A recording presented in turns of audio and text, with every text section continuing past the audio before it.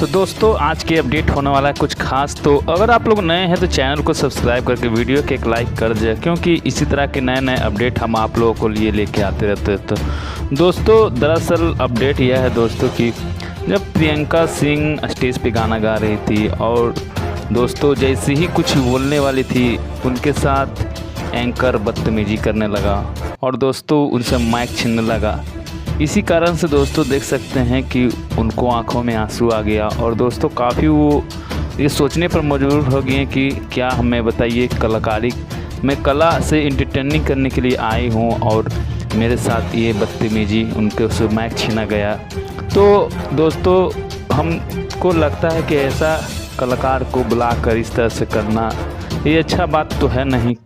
इतना लोग कलाकारी इंटरटेनिंग कराते हैं अपने गाने के माध्यम से, अपने डांस के माध्यम से। कलाकार होता है, इतना श्रद्धा से लोग बुलाता है, मगर जो इस तरह से होता है तो लोगों का मन बहुत दुखी होता है और कलाकार के प्रति लोग सोचते हैं कि हम जाएं या ना जाएं।